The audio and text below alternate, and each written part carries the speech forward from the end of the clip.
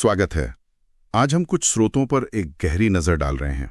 ये स्रोत बंधन और मोक्ष के स्वभाव पर, मतलब उनके स्वरूप पर कुछ रोशनी डालते हैं। जी। ऐसा लगता है कि ये बातचीत किसी संवाद का हिस्सा है, शायद कोई ऋषि और सूत जी के बीच हुई हो, जहां मुक्ति के रास्ते खोजे जा रहे हैं। बिल्कुल। और ये जानना बहुत दिलचस्प है कि बंधन और मोक्ष को कैसे देखा गया है। हाँ, तो चलिए इसी को आज खोलते हैं, समझने की कोशिश करते हैं कि इन गहराइयों में क्या है, मतलब बंधन क्या है असल में, मोक्ष क्या है, और भगवान शिव की इसमें क्या भूमिका बताई गई है। जी, तो स्रोत ये बताते हैं कि जीव जो है वो प्रकृति आदि 8 बंधनों से बंधा हुआ है। 8 बंधन? हाँ, प्रकृति, बुद्धि, अहंकार और 5 तन्मात्राएं। इनसे छुटना, इनसे मुक्त हो जाना, वही मोक्ष है। और एक बहुत ही रोचक बात इसमें यह है कि बंधन को आगंतुक कहा गया है। आगंतुक मतलब बाहर से आया हुआ। बिल्कुल, बाहर से आया हुआ। और मोक्ष को स्वतः सिद्ध, यानी हमारा स्वाभाविक स्वरूप माना गया है।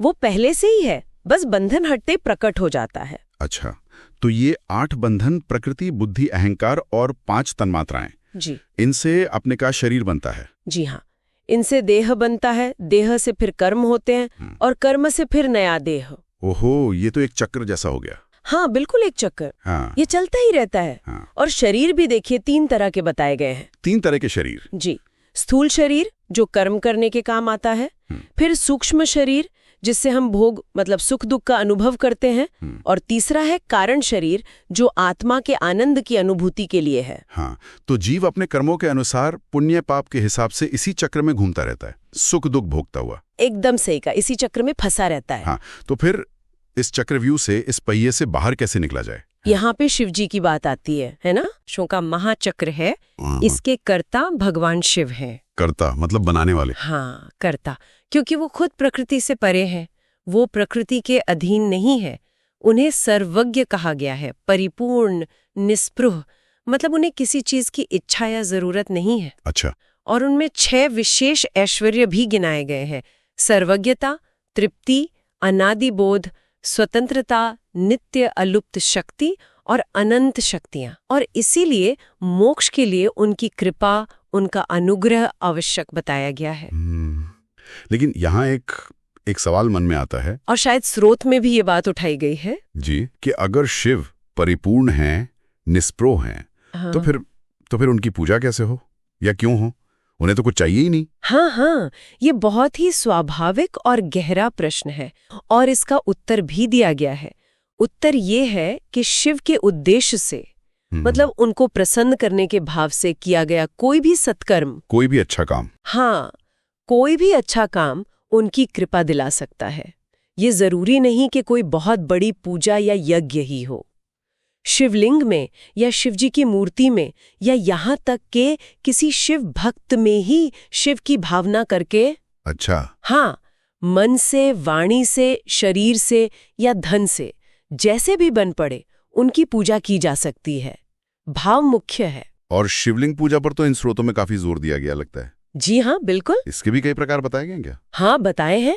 मुख्य रूप से 2 तरह के लिंगों की बात है। एक सूक्ष्म लिंग जो प्रणव यानी ओम का रूप है, और दूसरा स्थूल लिंग जो पंचाक्षर मंत्र नमः शिवाय का रूप है। इन्हें साक्षात मोक्ष देने वाला कहा गया है। सूक्ष्म और स्थूल? जी, इनके अलावा भी कई तरह के लिंगों का वर्णन मिलता है, जैसे स्वयंभू लिंग, बिंदु लिंग, प्रतिष्ठित लिंग, चर लिंग और गुरु लिंग। इतने सारे प्रकार? रसल लिंग, बाण लिंग, स्वर्ण लिंग, इनका क्या कोई खास मतलब है? हाँ, ये भी बताया गया है कि अलग अलग वर्गों या कामनाओं के लिए अलग अलग लिंग उपयोगी हो सकते हैं। जैसे ब्राह्मणों के लिए रसलिंग, क्षत्रियों को राज्य आदि के लिए बाण लिंग, वैश्यों को धन धान्य के लिए स्वर्ण लिंग, और शूद्रों को शुद्धि के लिए साधारण पार्थिव शिवलिंग। हालांकि स्फटिक लिंग और बाण लिंग को सभी के लिए सभी कामनाएं पूरी करने वाला भी कहा गया है। तो ये भी विविधता है। ये तो बहुत दिलचस्प है कि उपासना को जीवन के व्यावहारिक पहलुओं से भी जोड़ा गया है। बिल्कुल। अच्छा, लिंग पूजा के अलावा एक और चीज का जिक्र आपने किया था, भस्म। हाँ, भस्म। भस्म धारण करने का क्या महत्व बताया गया है? देखिए, भस्म को सृष्टि का सार तत्व माना गया है। सार तत्व कैसे? कहा गया है कि जैसे अग्नि सबको जलाकर अंत में राख छोड़ती है, जो उसका सार है, वैसे ही शिव ने इस पूरे प्रपंच को, इस सृष्टि को मानो ज्ञान की अग्नि से दग्ध करके उसके सार तत्व यानी भस्म को धारण किया। अरे वाह।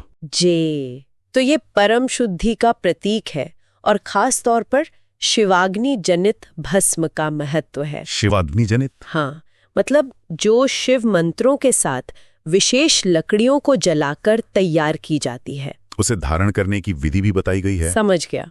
तो शिव कृपा से और इन साधनों से, पूजा, भस्म धारण, इनसे मुक्ति मिलती है। पर ये मुक्ति मिलती कैसे है? क्या एकदम से मिल जाती है? नहीं, स्रोत एक क्रमिक प्रक्रिया बताते हैं, स्टेप बाय स्टेप।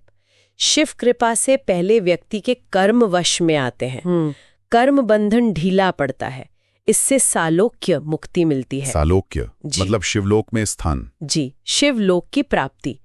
फिर जब तन्मात्राएं वश में होती हैं तो सामीप्य मुक्ति मिलती है, यानी शिव का सामीप्य, उनकी निकटता।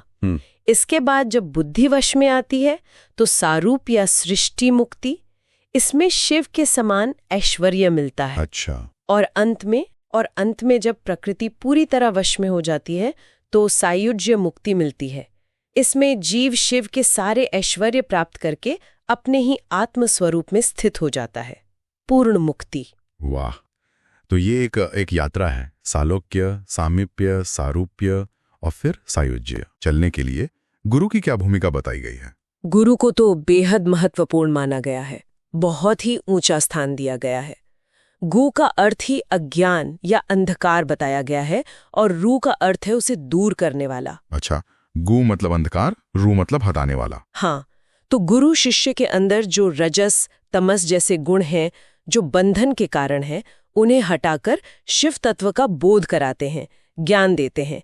इसीलिए गुरु की पूजा को शिव पूजा के समान ही फलदायी बताया गया है और गुरु की आज्ञा का पालन अनिवार्य कहा गया है। तो अगर हम संक्षेप में देखें तो ये स्रोत हमें बताते हैं कि हम सब कर्म और प्रकृति के बंधनों में जकड़े हुए एक चक्र में घूम रहे हैं। जी। और इस चक्र से निकलने का रास्ता है भगवान शिव की कृपा। हाँ। जिसे हम पूजा, विशेषकर लिंग पूजा, भस्म धारण और गुरु के मार्गदर्शन से पा सकते हैं। बिल्कुल सही। ये सारे साधन, ज्ञान, कर्म, तप, ध्यान, इन सबका लक्ष्य अंततः शिव कृपा प्राप्त करना ही है, जिससे वो क्रमिक मुक्ति संभव हो सके। यहाँ पर एक बात सोचने के लिए रह जाती है। जी, बताइए। स्रोत में ऐसा उल्लेख है कि जन्म से मृत्यु तक, सुबह से रात तक लगातार शिव का चिंतन करना चाहिए। हाँ, निरंतर स्मरण पर बल है। तो आज की जो हमारी जिंदगी है, इतनी भागदौड़ वाली, उसमें इस तरह की निरंतर चेतना को बनाए रखने का व्यवहारिक मतलब क्या हो सकता है, या इसमें क्या चुनौतियां आ सकती हैं? कैसे कोई इसे साध सकता है?